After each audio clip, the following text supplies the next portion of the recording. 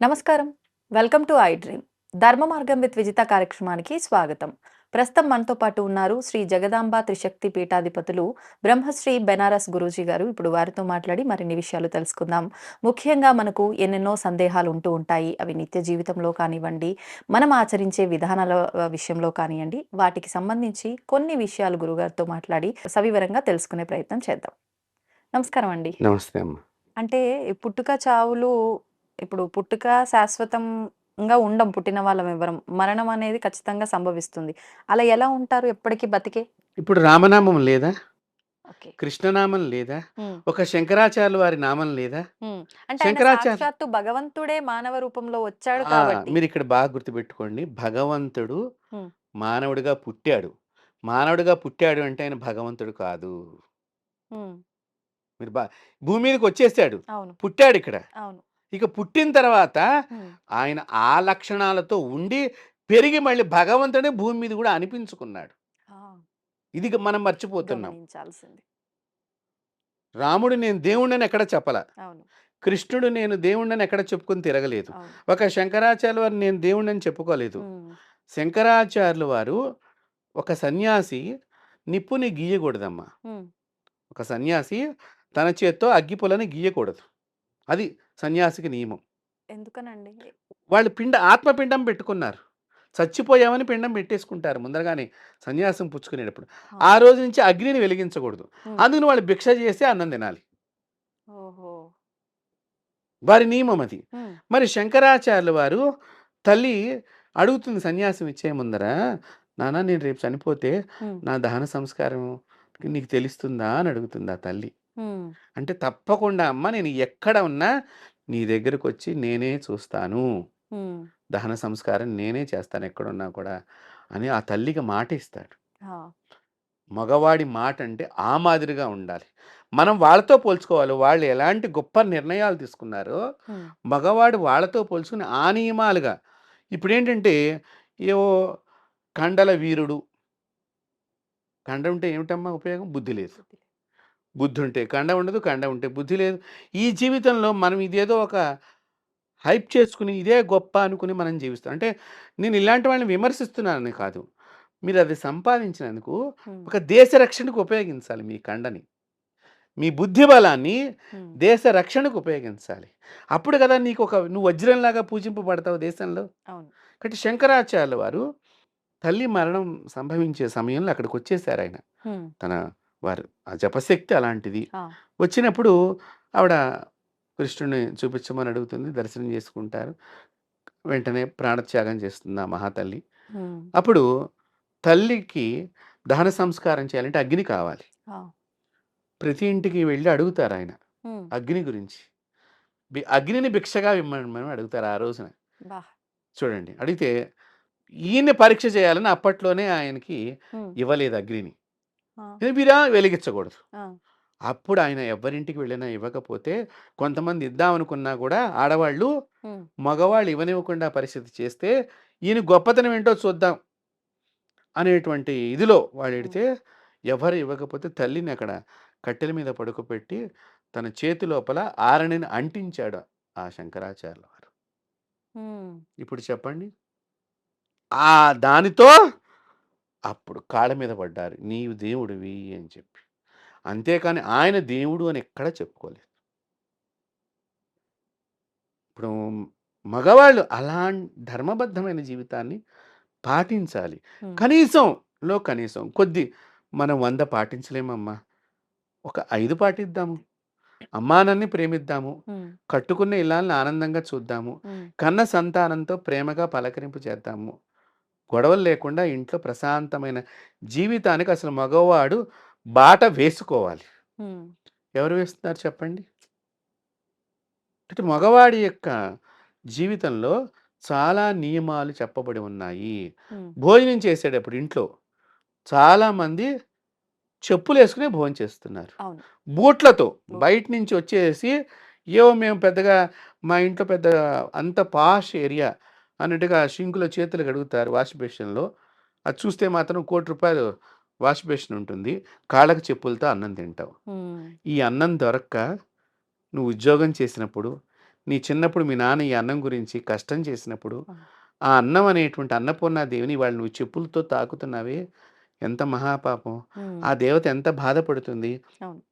చొక్కా ఎందుకు ఇప్పదీసుకోవాలి అంటేటమ్మా, హ్మ్. శాస్త్రం అన్నపూర్ణాదేవిట కంచంలో మనం ఇప్పుడు మీకు మీకు పెళ్ళయిందనుకోండి, మీ వారికి వడ్డన చేస్తున్నారనుకోండి, వారు వచ్చేదాకా కంచంలో అన్నం పెట్టకూడదు. హ్మ్. అంటే వచ్చి కూర్చున్న తర్వాత. కూర్చున్న తర్వాతనే వడ్డన చేయాలి. హ్మ్. వడ్డన చేసినప్పుడు ముందర పచ్చళ్ళు అవన్నీ వేసి, తర్వాత కూర వేసి, తర్వాత పులుసు కొద్దిగా ఒక చుక్క, మజ్జిగ హ్మ్. ఒక చుక్క వేసి, పప్పు వేసి ముందరగా అసలు ఆ ప్లేట్‌లో నెయ్యి వేయమన్నారు ముందే ఎంప్టీ ముందుగానే. ప్లేట్‌లో నెయ్యి. ఎంప్టీ ప్లేట్‌లోని. హ్మ్. అప్పుడు ఇవన్నీ వేసిన తర్వాత లాస్ట్‌లో అన్నం పెట్టమన్నారు. హుహుహు. ఇప్పుడు ముందర అన్నమే పెడుతున్నాం. అవును. అన్నం పెడితే చచ్చిపోయిన వాడికి పిండం పెట్టినట్టు లెక్క. ఓహ్! మరి అలాంటి పిండం తింటున్నారేమో ఇప్పుడు. ప్రేతల లక్షణాలన్నీ మనుషులకొచ్చినాయి. ఒక్కటని గాదు ప్రతీదీ. మగవాడికి చాలా నియమాలు చెప్పారమ్మా. హ్మ్. ఆడవాళ్ళ కంటే కూడా మగవాళ్ళు చాలా ప్రతినిత్యము తను రాత్రిపూట అజ్ఞానంలో చేసిన పాపాన్ని ప్రాయశ్చిత్తం చేసుకోవాలి హ్మ్. అని పొద్దున్నే జపం చేసుకునే మంత్రమే ఉన్నది. ఎవరైనా. ప్రతి మగవాడికి ఉన్నది. పెళ్ళైనటువంటి మగవాళ్ళు. ఓహో! అంటే మగవాడి అంటే ఏంటి? తను నిత్యము కూడా ఒక ధర్మంగా, హ్మ్. ఒక యజ్ఞ పురుషుడమ్మ మగవాడంటే ఒక యజ్ఞం చేస్తున్నాడు. ఆ! పితృయజ్ఞము, దేవతా యజ్ఞము, ఋషి యజ్ఞము హ్మ్. ఇట్లాంటివన్నీ యజ్ఞాలను యజ్ఞాలు చేస్తాడతను. ఆ! ఈ పంచయజ్ఞాలు చేస్తే కదా మంచి ఫలితం లభించేది. మంచి ఫలితం కావాలంటే ఈ యజ్ఞాలన్నిటిని కూడా నువ్వు చెయ్యని ప్రవృత్తిలో ఉన్నప్పుడు నా ఇంట్లో యజ్ఞం రావాలంటే ఎలా ఫలితం మనకు లభిస్తుంది? అవును. కాబట్టి అవన్నీ వీళ్ళేమంటారు? ఈ పురాణాలు ఇవన్నీ గూడా ఏవో అవన్నీ కథలు. నిజంగా జరిగాయో లేవో. వీడు పాటించట్లేదు కాబట్టి అది కథగా ఉన్నది. పాటించిన వాడికి అది భాగవతంలాగా ఉన్నది. వాస్తవం. కాబట్టి కథకి, భాగవతానికి చాలా తేడా ఉన్నది. ఆ! కథకి, భాగవతానికి చాలా తేడా ఉంది. భాగవతం భగవంతుడిది. హ్మ్. ఆయన నిజంగా పాటించి భూమి మీద ఎందుకు పుట్టాడు? హ్మ్. ఆయనంటే మనకి ఇలాంటి మాయ కమ్మి ఉంటాము. ఆ! అప్పుడప్పుడు ఆయన కిందకి వచ్చి ఈ అవతార రూపకంగా పుట్టి తను ఇక్కడ ఈ విజ్ఞానాన్ని ప్రబోధం చేసి మళ్ళీ తను అవతారం చాలిస్తాం. అవతారాన్ని ముగింపు చేసుకుంటున్నాడు స్వామివారు. హ్మ్. అంటే దాన్ని మగవాళ్ళు ఇక్కడ తెలుసుకోవాలి. ముఖ్యంగా మగవారు జీన్ ప్యాంట్లు వేసుకోకూడదు. హ్మ్. కానీ తప్పదు గదా! ఇప్పుడు. అదే వేసుకోండి. ఎందుకు తప్పదమ్మా మామూలు మిగతా పంచెలు అవి కట్టుకొని ఆఫీస్‌లకి అట్లా వెళ్ళలేరు గదండీ! సరేనమ్మా. అప్పట్లో అంటే వ్యవసాయము. ఇప్పుడు ఆవిడ గుర్తుపెట్టుకోండి. హ్మ్. తమిళనాడు అసెంబ్లీలో ఇప్పటికి పంచెలు కట్టుకుని, లుంగీలు కట్టుకుని ఎడుతున్నారు కదమ్మా! అసెంబ్లీలో స్పీకర్ గారు ఏమన్నా రావద్దంటున్నాడా ఆయన్ని? లేదు. మనము ముందరగా అవన్నీ పెట్టుకుని రానివ్వరు అని నీవే చేస్తున్నావు. హ్మ్. సరే ఆఫీస్ వరకు వదిలేద్దాం. ఇంటికొచ్చిన తర్వాత ఏమన్నా మీరు పంచెలు కట్టుకుని ఉంటున్నారా? అంటే ఏంటి నీ బుద్ధి చెయ్యాలని లేదు. వాడినెందుకంటావు వాడు రానివ్వటం లేదని. హ్మ్. కాబట్టి నీకిక్కడ చెయ్యాలని ఉంటే ఆ! చక్కగా శ్వేతవర్ణం కలిగినటువంటి శ్వేతము అనేటువంటి వస్త్రాన్ని నేను చెప్పాను చూసారా? అవును. ఇది ముఖ్యంగా హ్మ్. పెళ్లి టైం దగ్గర నుంచే మగవాడికి నేర్పుతారు. హుహుహు. అందుకనే తలంబరాల బట్టలు తెల్లగా తెల్లగా. ఉంటాయి. ఓహో! ఇంకా విశేషంగా పెడితే హ్మ్. పెళ్ళైన తర్వాత జరిగేటువంటి చక్కని పండంటి కాపరానికి 3 రోజుల పాటు జరిగే కార్యక్రమం అప్పుడు కూడా తెల్లని డ్రెస్ మాత్రమే వేస్తారు. ఎందుకు? హ్మ్. ఆందోళన, భయం వీడి లోపల ఉంటుంది. అవతల ఆ తల్లి లోపల కూడా ఉంటుంది. హ్మ్. ఈ ఆందోళన తగ్గించడం మూలకంగా ఆనందమైన జీవితం ఏర్పడుతుంది. ఆ! సో, దానికి ప్రధానం తెలుపు. ఓకే. ఇప్పటికి కూడా మరి తమిళనాడు వాళ్ళు చూడండి ఎక్కడికెళ్ళినా మా భాషే గొప్పది. అవును. మా రాష్ట్రం వాళ్ళు ఎట్లా నడుస్తున్నారు చెప్పండి మీరు? అవును. మనలో ఎందుకు లేదది? అంటే మనకు అన్నీ ఐక్యమత్యం కూడా ఉంది బాగా అక్కడ. అనిపిస్తా ఉంటాయి. అది బాగుంది, ఇది ఆ! బాగుంది, ఇది బాగుంది, ఇది బాగుంది అని. అవును. మనం అదండి మన మనస్సు యజ్ఞం చేయలేదు కదా! హ్మ్. కాబట్టి మాయని కోరుకుంటోంది. యజ్ఞం చేసినప్పుడు ఆ! ఈ మాయ, నిజమా అనేటువంటిది 2 తెలుస్తుంది. కాబట్టి హ్మ్. మగవాడు నిత్యము కూడా యజ్ఞం చెయ్యాలి. దేవయజ్ఞము, హ్మ్. పితృయజ్ఞము ఇవన్నీ చెయ్యాలి. హ్మ్. చెయ్యాలంటే అతనికి చాలా సాత్వికమైనటువంటి బుద్ధి కావాలి. మీరు చెప్పాలన్నీ అంటే వాళ్ళు ఆచరిస్తున్న విధానాల్లోనే ఉంటుందా? సెపరేట్‌గా చేయాల్సి ఉంటుందా? సెపరేట్‌గా ఏం లేవు నాన్న. హ్మ్. మనం మన దినచర్యలోనే మన పెద్దవాళ్ళు పెట్టేశారు. హ్మ్. ఇప్పుడు పెళ్ళికి తెల్ల బట్టలు ఎందుకు కట్టుకుంటున్నారు చెప్పండి మీరు? ఆ! తలంబరాలప్పుడు. అది దినచర్యగా పెట్టారు. అవును. తర్వాత కార్యక్రమాన్ని కూడా ఆరంగే. హ్మ్. ఇంకొక విశేషం చెప్తున్నా నేను. హ్మ్. భర్త పోయినటువంటి హ్మ్. భర్త పోయినటువంటి స్త్రీకి కూడా తెల్లని వస్త్రాన్నే ఇస్తారు. ఎందుకు? ఆవిడ మనసు ఆందోళనగా ఉంటుంది. రేపటి నుంచి నా జీవితం ఏమిటి? హ్మ్. ఒక ఆవేదన, ఆందోళన. ఈ తెలుపు వాటిని తగ్గించే లక్షణం. అందుకని తెల్ల వస్త్రాన్ని భర్త పోయినటువంటి వాళ్ళు కట్టుకునేది పూర్వకాలంలో. ఓకే. అందుకని భర్త పోయిన ఆడది మరొక పెళ్లి చేసుకోకుండా ఇంట్లో పిల్లలందరినీ సాకింది అప్పట్లో అమ్మ. అవును. ఒక అన్న పంచను, తమ్ముడు పంచను, లేతే అత్తగారింట్లో మరిది పంచను ఉండి జాగ్రత్తగా నాయనా మీ అన్నయ్య గారి పిల్లలు ఏదైనా తప్పు చేస్తే హ్మ్. ఏమనమాకరా అని ఆ బావమరిదితోనో అక్కడ ఉండేటువంటి తోటికోడళ్ళ యొక్క భర్తలతోనో అవును. చెప్పుకుని తన పిల్లల్ని పెంచుకుని గొప్పవాళ్ళని చేసింది ఆ ఇల్లాలు. దానికి కారణం తెలుపు రంగు వస్త్రం. హ్మ్.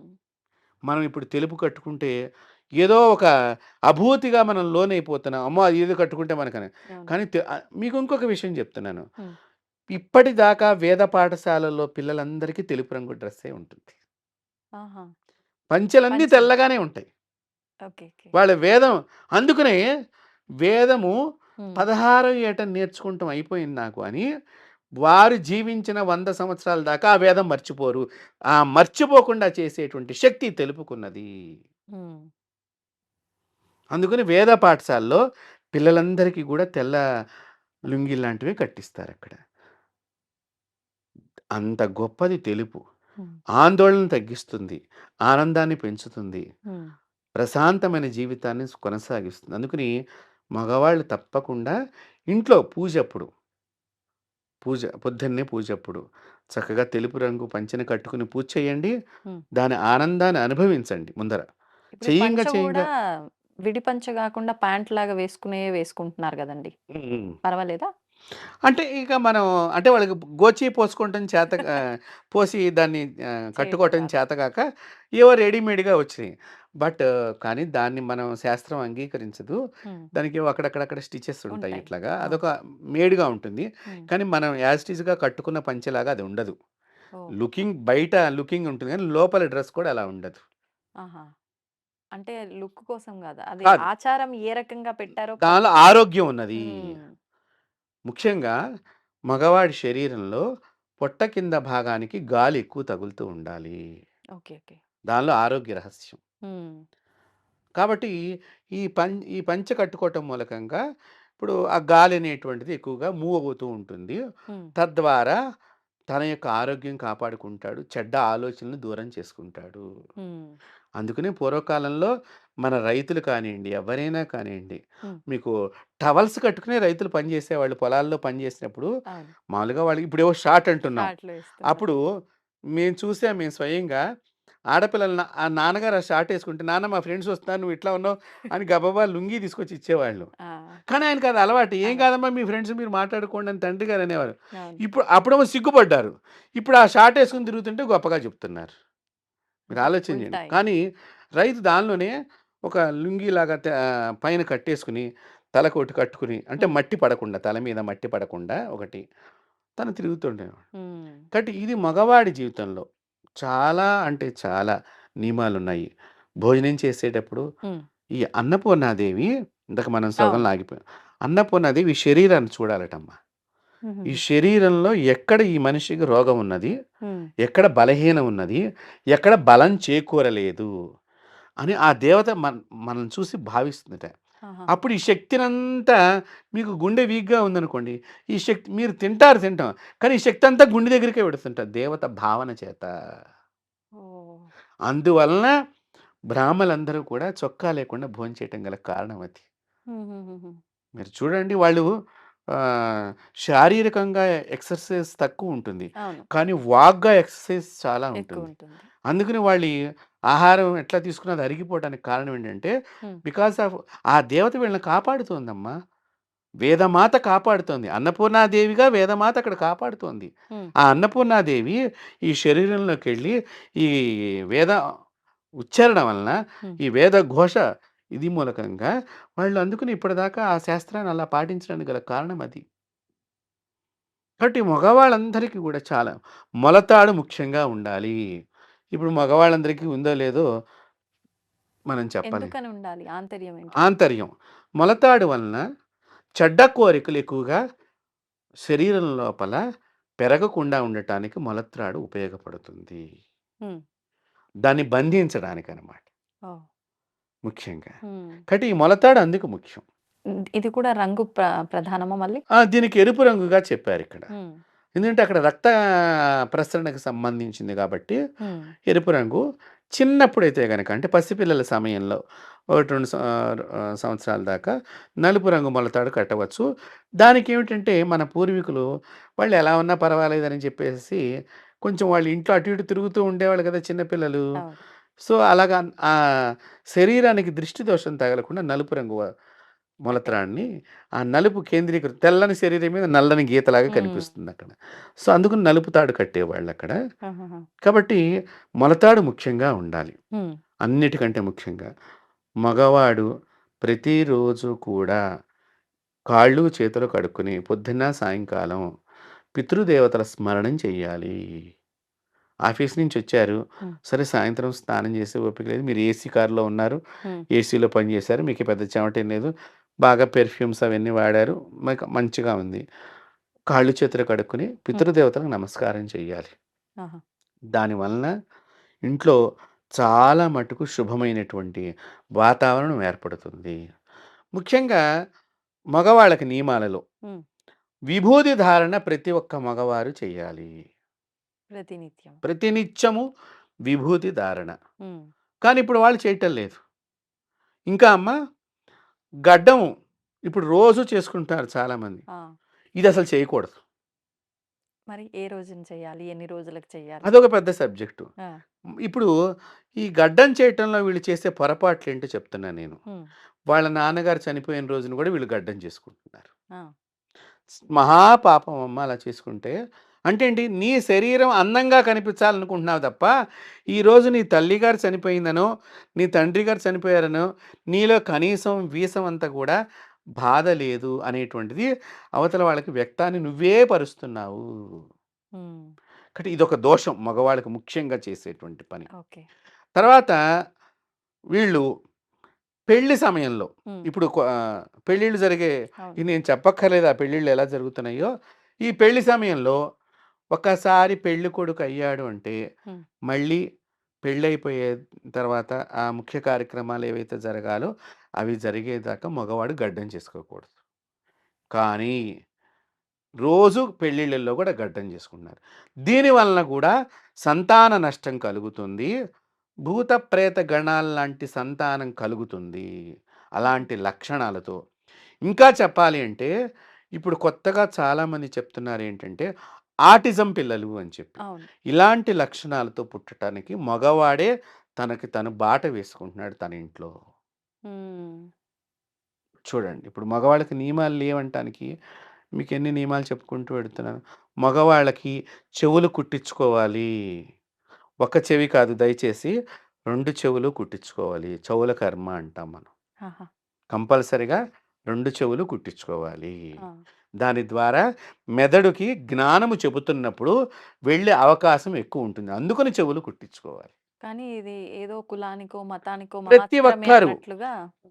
ప్రతి ఒక్కరు హ్మ్. వారి విదేశీయులకంటే మనం ఎంతసేపు ఏం చేస్తామంటే, ఆ దేశంలో ఇవన్నీ లేవు కదా! సరే.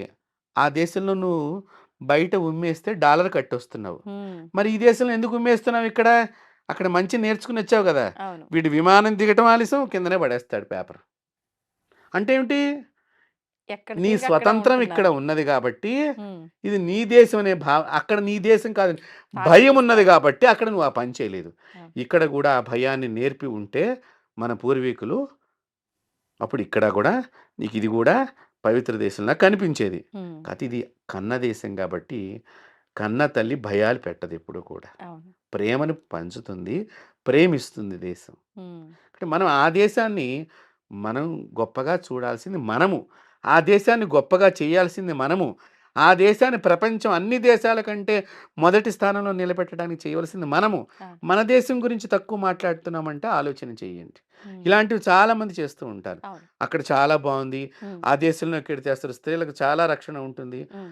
ఆ దేశంలో స్త్రీలకు రక్షణ ఉందో లేదో తెలియదు కానీ ఇక్కడ స్త్రీలు రాజ్యాన్ని పరిపాలన చేశారు. కరెంటు లైట్లు లేనప్పుడు, ఆ!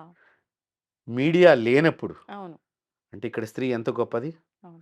ఇక్కడ స్త్రీకి ఎంత బలము లేకపోతే ఒక ఝాన్సీ లక్ష్మీబాయి, ఒక అహల్యాబాయి, వీళ్ళందరూ కూడా ఎంతెంత గొప్ప గొప్ప మాతృమూర్తులమ్మా. హ్మ్. చివరికి శిశువును కూడా భుజాన కట్టుకుని అవును. యుద్ధానికి వెళ్ళిందంటే ఇక్కడ స్త్రీలకి అప్పట్లో ఉన్న స్వాతంత్రం మీద ఉండేటువంటి మమకారము, స్వేచ్ఛ మన భారతదేశంలో లేకపోతే వాళ్ళ చరిత్ర ఉండేదా?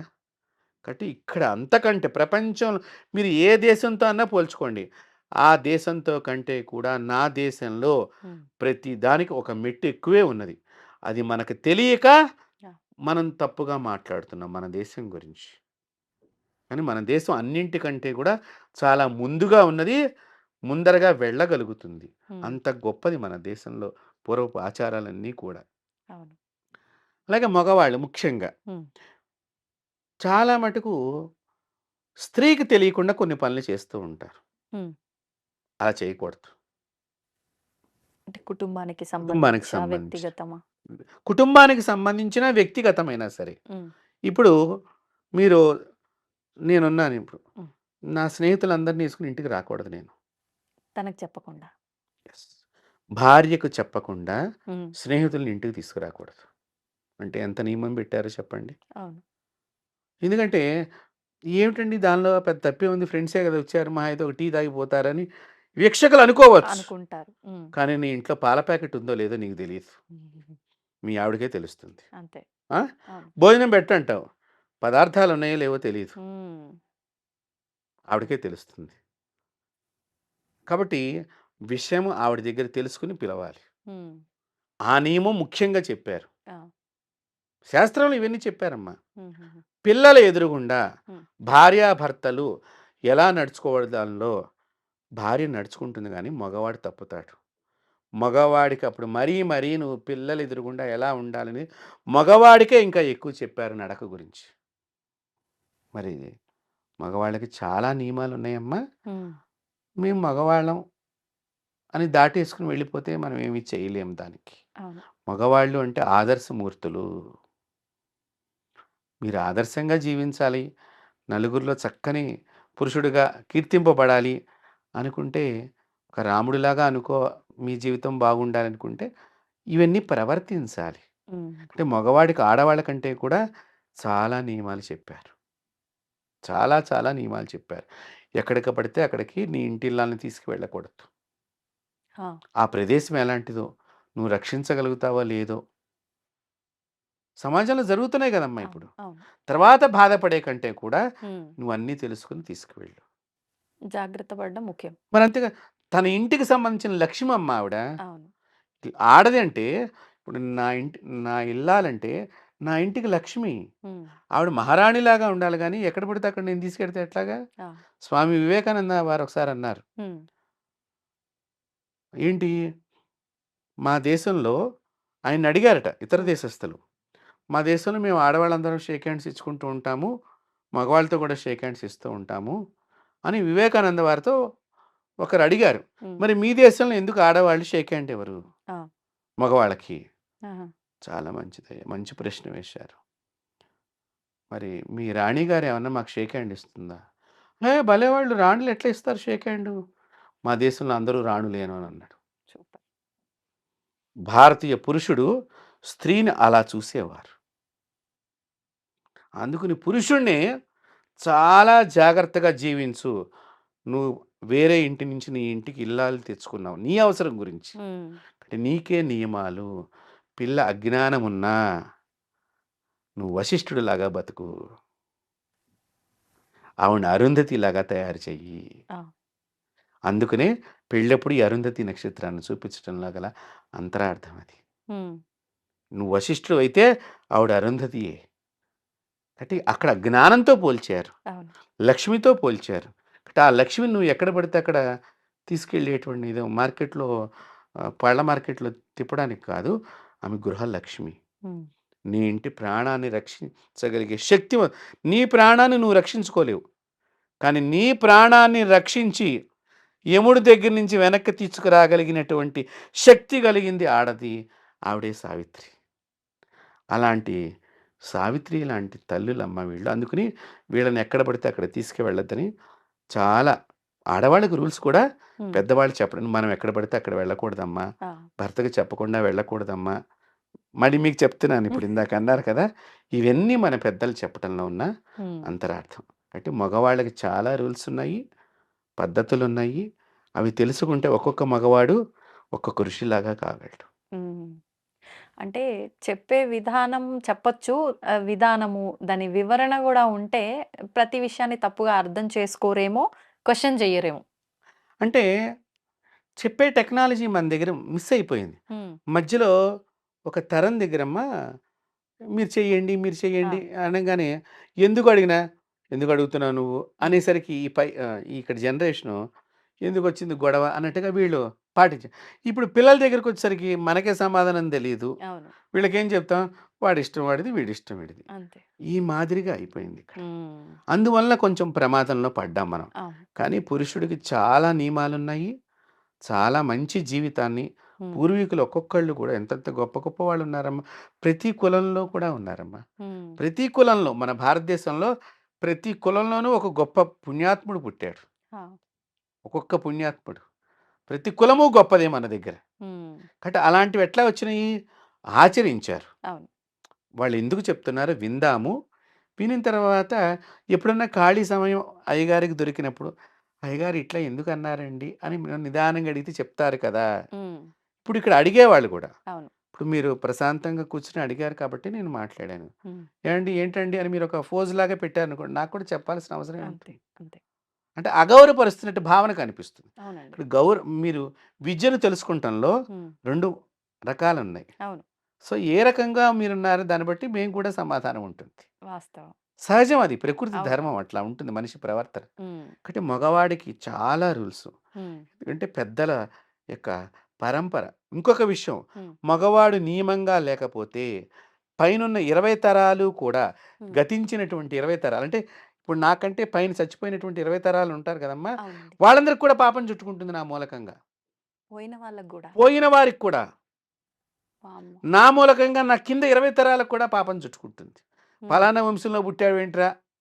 మాట తెచ్చేటువంటిది మగవాడితోనే. అందుకని దయచేసి నేను మగవాళ్ళందరికీ కూడా, మన వీక్షకులందరికీ చెప్తున్నాను. మీరు నియమబద్ధంగా ఉండండి. మీ ఇల్లు చక్కని ఒక పవిత్రమైనటువంటి మంచి కుటుంబాన్ని మీరు పొందటానికి ఉపయోగపడుతుంది. నిజంగా అద్భుతమండి. అంటే ఆహ్, ఒక రకంగా పక్షపాతం అయితే సమాజంలో వచ్చేసిందని జెప్పాలి. అంటే వాస్తవాన్ని ఇది వాస్తవం అని చెప్పడానికి గూడా ఒద్దు.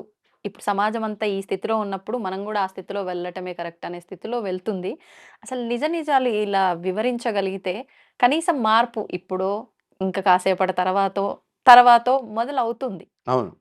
నిజంగా మీ మాటలు నాకు చాలా మీరన్నట్టు స్టార్టింగ్‌లో ఆడవాళ్ళకి ఆనందాన్నిస్తాయన్నారు గదా! నాకైతే నిజంగా చాలా ఆనందాన్నిచ్చింది. అంటే ఏదో మీరు మగవాళ్ళని తప్పు చేసి మాట్లాడటం వల్లో, లేకపోతే ఇది ఉంది అని చెప్పటం వల్లో కాదు. సరే అంటే ధర్మం వాళ్ళకి గూడా ఉంది. వాళ్ళు పాటించకపోతే ఈ ప్రమాదాలు జరుగుతున్నాయనే విషయం తెలుసుకొని తెలిస్తే జాగ్రత్త పడతారు. కొంతమందన్నా మన వీక్షకుల్లో మార్పు కలిగి, నిజం. వారి కుటుంబంలో ఆనందానికి మనం ఈరోజు ఒక నీటి చుక్కను వేసినటువంటి వాళ్ళమవుతాం. వాస్తవం అండి. కాబట్టి మనం నీరుని పోయగలిగితే, మంచి అంతే. నీటిని పోయగలిగితే, వారి వంశం నిలబడుతుంది. అవును. తద్వారా నేను పుణ్యం చేసిన వాడినవుతాను. అవును. నేను ప్రత్యేకించి పుణ్యం చేయక్కర్లేదు. హ్మ్. ఎవరిలోనన్నా చైతన్యాన్ని తీసుకొచ్చి వాళ్ళ జీవితంలో కొద్దిగానన్నా ఆ మాట మార్పు. వెళ్ళి, మార్పు సంభవించింది అంటే నాకది పుణ్యమే. అంతే అండి. అంటే మగవాళ్ళకి ఇన్ని రకరకాలైనటువంటి విషయాలు చెప్పారు. హ్మ్.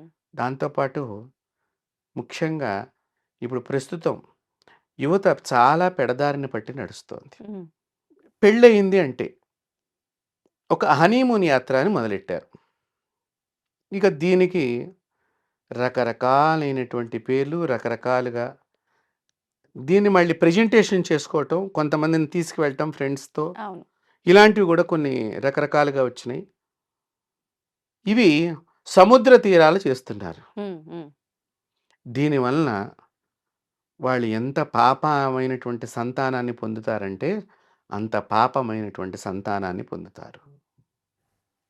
అంటే దయచేసి మగవాళ్ళందరూ కూడా ఇట్లాంటి అది మన గృహంలో జరగాల్సినటువంటి కార్యక్రమము పెళ్ళైన తర్వాత ముఖ్యమైన ఘట్టం ఏదైతే ఉందో అది పవిత్రమైన యజ్ఞం. ఆ! పితృయజ్ఞం అని చెప్పి మనం అనుకున్నాం గదా!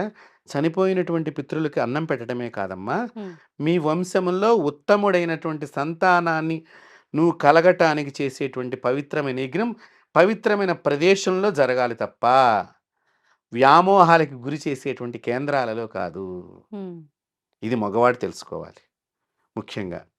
రెండవది ఈ ఆ సమయంలో కూడా ప్రత్యేకించి చాలా జాగ్రత్తలు ఆ మనిషికి పెద్దలు మగవాడికి ఎక్కువగా చెప్పటం జరిగింది స్త్రీ కంటే కూడా. హుహు. ఎన్నెన్ని జాగ్రత్తలు తీసుకోవాలో, ఏ విధంగా ఉండాలో, హ్మ్. ఎంత జాగ్రత్తగా ఆ కుటుంబాన్ని నడుపుకోవాలో, అవతల ఎంతో ఆందోళన, భయము, నేను నా వాళ్ళందరినీ వదిలేసుకొని వచ్చేసాను అనేటువంటి ఒక ఆహ్, జంకుతో భయపడిపోయి ఉండేటువంటి, ఏ క్షణంలో కింద పడిపోయేటువంటి చెట్టులాగా ఉన్నట్టుగా అక్కడ ఒక స్త్రీ నిలబడి ఉంటుంది భయం చేత. ఇప్పుడు ఆ చెట్టుని నిలబెట్టేటువంటి ధైర్యాన్ని ఇచ్చేటువంటి ఇక్కడ ఒక మంచి పరమ పవిత్రమైనటువంటి ఒక ఆదర్శమూర్తిలాగా నువ్వు ఆమెకు కనిపించాలి ఆ రోజున. హ్మ్. కాబట్టి ఆదర్శవంతమైన జీవితం కావాలంటే అవును. నువ్వు ఆదర్శమూర్తివి అవ్వాలి. హ్మ్. అప్పుడే నీ జీవితం ఆదర్శం అవుతుంది ఆ! 10 మందికి. కాబట్టి అది మనం తెలుసుకోవాల్సినటువంటిది. అలాంటివి మగవాళ్ళు ప్రోత్సహించకూడదు. అలాంటివి చేయకూడదు. హ్మ్. ఇంత శాస్త్రంలో ప్రతిదీ ఉన్నది. ఆ! ఇది మనం పాటించటం మూలకంగా మనం దాని నుంచి లాభాన్ని పొందుతాం. ఇది పాటిస్తే ఏమవుతుంది? పాటించి చూడండి. హ్మ్. మీకు తెలియకుండా మీ ఇళ్లల్లో ఎంతో ఆనందం అనేది ప్రవహిస్తూ వస్తూ ఉంటుంది క్రమేపీ. ఇప్పుడు పెద్దవాళ్ళు గూడా పద్ధతులు పక్కన బెట్టి పరిస్థితులకే ప్రయారిటీస్ ఇస్తున్నారు చాలా వరకు. ఆ! ఇప్పుడు ఆ విధంగా మనం ఆలోచన చేస్తే ఏమైందంటేనమ్మా ఇక్కడ అవతల వాళ్ళు సంఖ్య తగ్గిపోయింది వివాహానికి సంబంధించిన. మీరు అడిగేది వివాహానికి సంబంధించిన ముఖ్యంగా. స్త్రీల సంఖ్య తగ్గిపోయింది. సో, మగవాడికి ఆడది దొరకటం చాలా కష్టంగా ఉన్నది. దీనికి కూడా సమాజంలో మగవాళ్ళ పాత్రే మనం అనుకోవాలి. హ్మ్. ఎందుకంటే కట్నం తీసుకురాలేదనో ఈ మగవాడు అప్పట్లో ఆడదాన్ని చిదిమేయటము. హ్మ్. తర్వాత తల్లి చెప్ తల్లికి ఆడపిల్ల పుడుతోంది. మనకు మగవాడు పుడితేనే వంశం నిలుస్తుందనే ఆలోచనతో ఆ సంతానాన్ని చంపేయటము, అబార్షన్స్ అవును. చేయించుకోవటము. అవును. ఇలా మూలకంగా ఈ రోజున ఈ యొక్క శిక్షను వీడు అనుభవిస్తున్నాడు. అక్కడ శిక్షించాడేమో ఆడపిల్లని, ఈ రోజున వీడు శిక్షింపబడుతున్నాడు. అవును. ఆడపిల్ల పుట్టిన వంశం నిలుస్తుంది. హ్మ్. బాగా గుర్తుపెట్టుకోవాలి వీక్షకులు. ఆడపిల్లైనా కూడా తండ్రికి మోక్షాన్నిస్తుంది. మగపిల్లవాడైనా కూడా తండ్రికి మోక్షాన్నిస్తాడు. వేదంలో స్త్రీ పురుషులకి సమానమైనటువంటి హక్కే ఉంది తప్ప, ఒకరి తక్కువ, ఒకరి ఎక్కువ అని చెప్పలేదు. వేదంలో చెప్పిందల్లా ఒక్కటే ఒకటి. స్త్రీ అన్ని చోట్లకి వెళ్ళలేదు కాబట్టి, మగవాడు కించెత్తు కొంచెం అక్కడ ఎక్కువగా పెద్దతనంగా కనిపించాడు. దాన్ని మనం మొత్తం మనమే పెద్దవాళ్ళం అనుకుంటాం మాత్రం పొరపాటు. ధన్యవాదాలు. అమ్మవారి ఆశీస్సులు.